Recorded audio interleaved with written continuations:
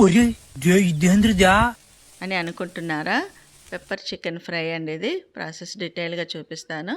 Table spoon మిరియాలు, 8 లవంగాలు, 10 ఇలాచీలు, 2 ఇంచులు దాల్చిన చెక్క, కరివేపాకు, టేబుల్ స్పూన్ చొప్పున ధనియాలు, జీలకర్ర ఒక చిన్న ప్యాన్లో వేసుకొని మంచి అరోమా వచ్చే వరకు ఫ్రై చేసుకోవాలి. అవి చల్లారిన తర్వాత మిక్సీ జార్లో పొడి చేసి పక్కన పెట్టేసుకొని ఒక ప్యాన్లోకి కొంచెం ఆయిల్ ఎక్కువ వేసుకోవాలండి. సన్నగా పొడిగా కట్ చేసిన పెద్ద 2 ఉల్లిపాయ ముక్కలు వేసేసుకొని మంచి గోల్డెన్ బ్రౌన్ కలర్ వచ్చే వరకు ఇట్లాగా ఈ విధంగా ఫ్రై చేసుకొని ఒక ప్లేట్లోకి తీసేసుకోవాలి. అదే ప్యాన్లోకి ఆయిల్ అలాగే ఉంచేసి ఒక హాఫ్ అన్ అవర్ మ్యారినేట్ చేసిన చికెన్ కేజీ, 1 టేబుల్ స్పూను కారము, 1 టీ స్పూను సాల్టు, కొంచెం పసుపు వేసి మ్యారినేట్ చేసిందండి.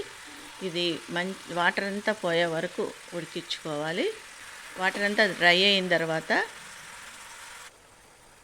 కొంచెం బ్రౌన్ కలర్ వచ్చే వరకు ఫ్రై చేసుకోవాలి. చూస్తున్నారు కదా, ఇట్లాగా ఫ్రై చేసుకొని ఆయిల్ అంతా సపరేట్ అయ్యే వరకు ఫ్రై చేసుకొని ఇదంతా వేరొక పెద్ద ప్యాన్లోకి వేసుకోవాలి ఫ్రీగా ఫ్రై చేసుకోవడానికి.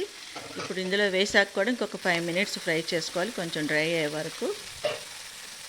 ఫ్రై చేసుకున్న తర్వాత మనం పొడి చేసుకున్న ఈ మసాలా పొడి అంతా వేసేసి ఈ మసాలా పొడి ముక్కలకంతా పట్టేలాగా ఫ్రై చేసుకోవాలి. ఇంకా కారం ఏమీ వేసే అవసరం లేదండి, పెప్పర్ మనం ఎక్కువ వేసుకున్నాం కాబట్టి.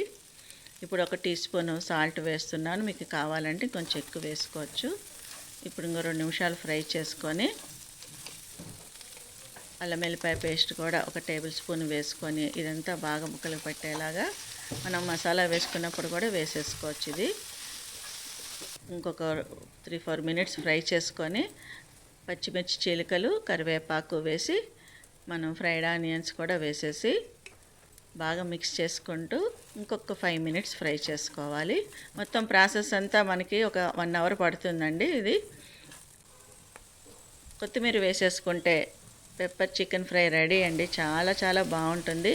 వేడివేడి పప్పుచారు అన్నంలో నంచుకుంటే చాలా టేస్టీగా ఉంటుంది. ఉట్టిగా కూడా తినచ్చు.